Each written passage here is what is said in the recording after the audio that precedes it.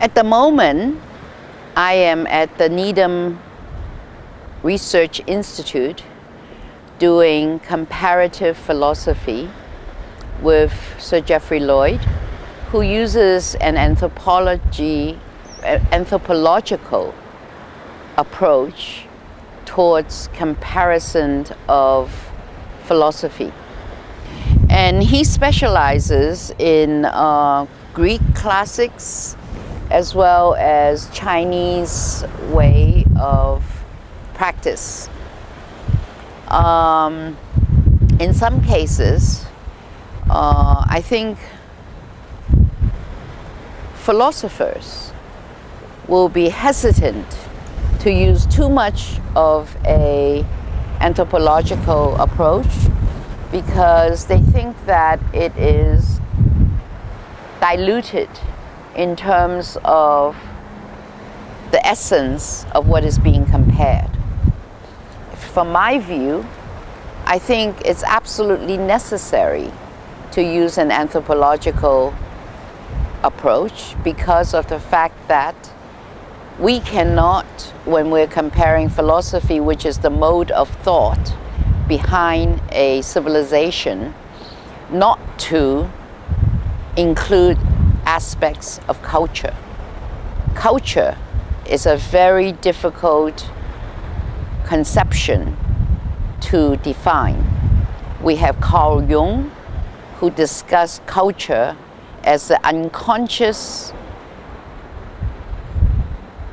behavior or knowledge within a society, and oftentimes it is very difficult to clearly put your finger on the aspects and factors affecting a culture.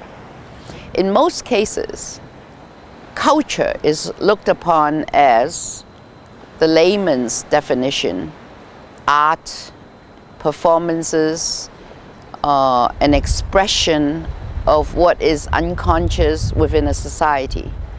But actually, culture in the Chinese conception and in Chinese philosophical concept, we can say that it is the equivalent to what they call tian, which is the heaven or the sky. There, it is the consensus of what is known as a social norm.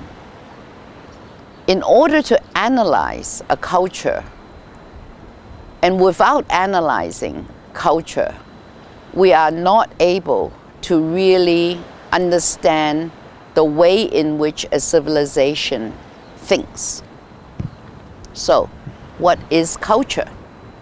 Culture is made up of so many different aspects of a society that we can look upon